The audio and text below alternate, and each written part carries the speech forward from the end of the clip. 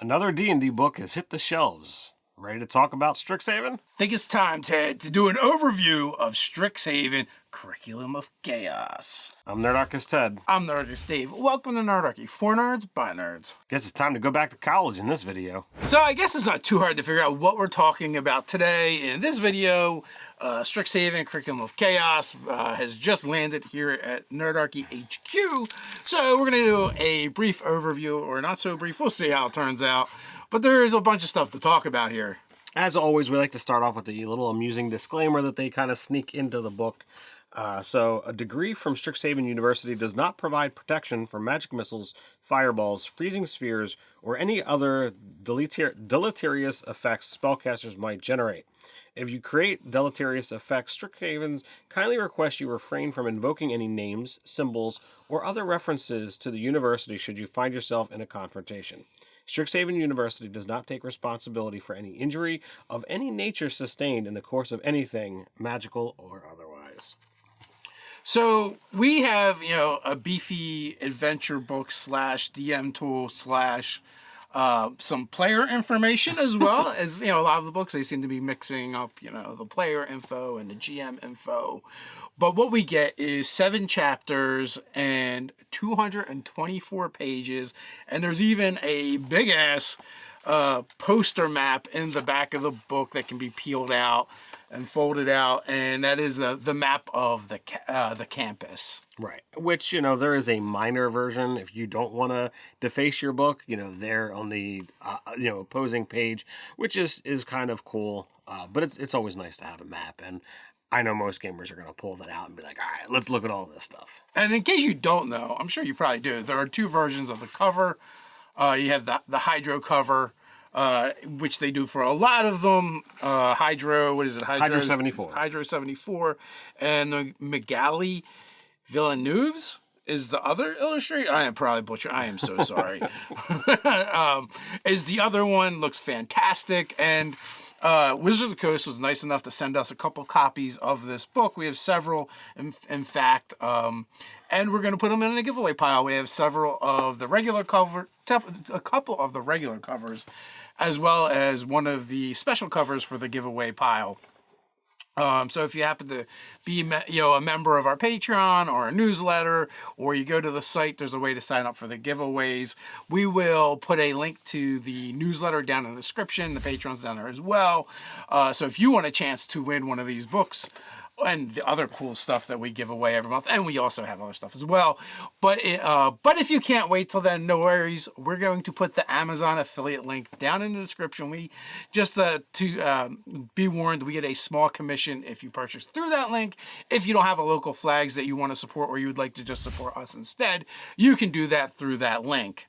If you're looking for another way that you want to help out the channel, why not come check us out over on Patreon and support us over there to help keep making videos like this, as well as all the awesome content over on nerdarchy.com. As a special thank you, you'll receive 5e content for both players and DMs alike. Every month, we are making stuff, whether it be magic items that we sometimes turn into print and play magic item cards, drop-in encounters, monsters, spells, feats, races, subclasses, you name it, we're probably making it over there. Heck, there's even a chance to game with us.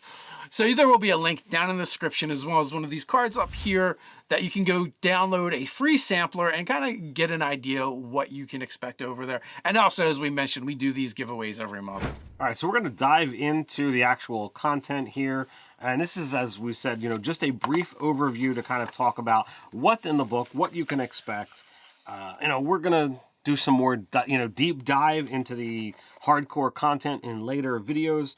Chapter 1 is Life on Campus. You got access to the 5 different, colleges that are in there, magical study, and a campus overview, so that you can really understand what this school is about and how to actually go about using, this book and run a kind of campaign that works out of a college. Yeah, the colleges are Lorehold, Prismari, Silverquill, and Witherbloom. And Quandrix. Somehow I skipped Quandrix. Who skips Quandrix, for the love of the gods? I just don't think you wanted to say Quandrix. The Qs. Actually, these are very pronounceable. They had me in mind.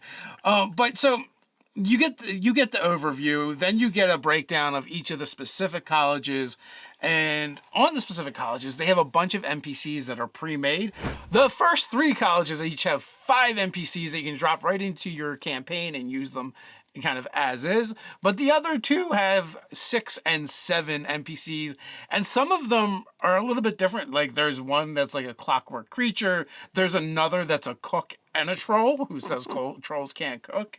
I don't know if I would want to eat what a troll's cooking, but it is an option. I love this kind of stuff because you could just take this whole section, ignore the rest of the book, and drop this into your campaign. Even if you don't want to run a Strixhaven game per se, it just could be something to kind of fill out your world, use for world building, or you need colleges or some kind of academic setting in your game. You could even strip out the Strixhaven and just kind of use what's there, use the maps, use the NPCs, or if you just need an academic NPC, you can be like, oh, here's a bunch to choose from. I mean, you get like 30 some of them. Right. You could have, as Dave says, drop the whole Strixhaven into your setting and have this be a great place to do. Or each of these quote unquote, fraction, the individual college, that could be a location.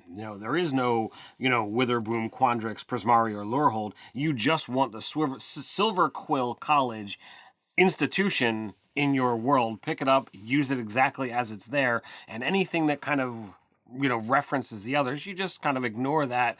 Or, maybe there's a magical competition, but these things are all over the world, not all in one location. And there's ways that they use to communicate and do all kinds of fun stuff. So you can use it as you see fit with your world. And that's just chapter 1, right? So chapter 2 is when we get into character options. So here we have the race Owlin, which we initially saw in the Folk of the Feywild UA.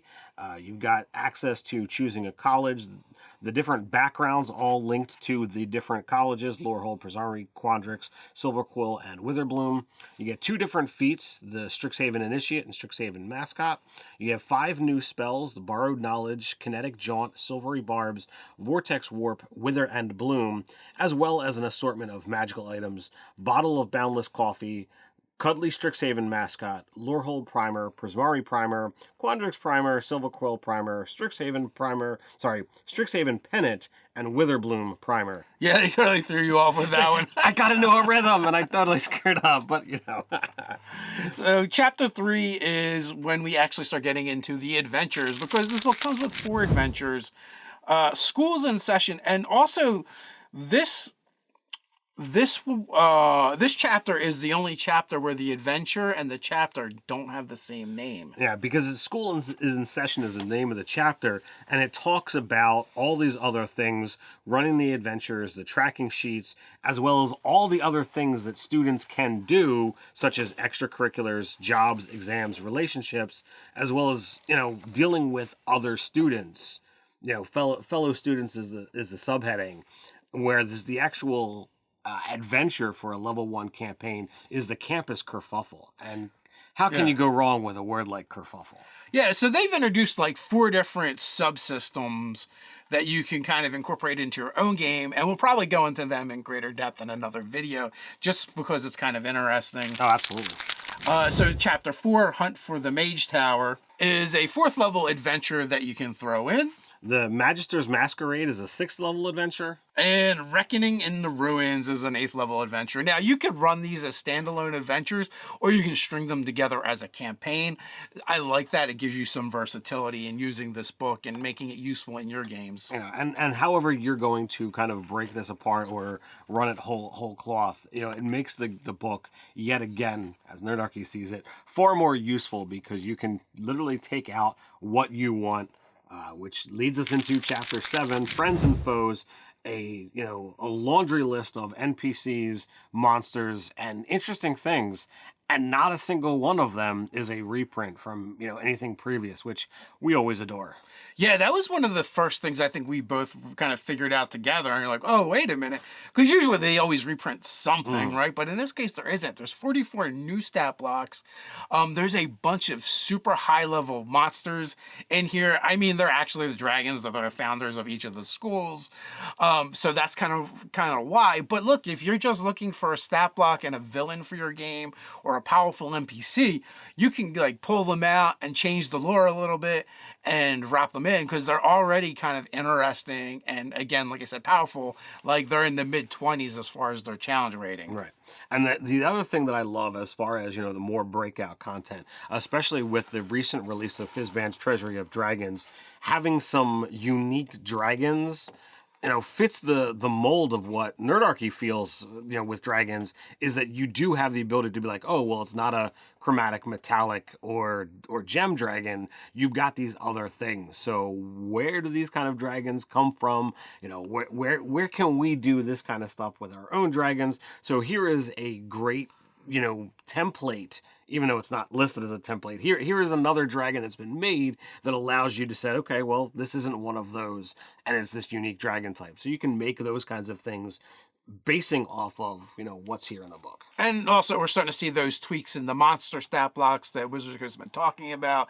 If you don't know what I mean, it's just, they're, if a monster has spells, they're not written like a spellcaster would be. It's just like, here's a list of spells. You can use each one of these once a day. Right. So they tend to be smaller lists. And then also, certain monsters denote what class they could be considered. And at first we're like, what is this for? Why are they doing this?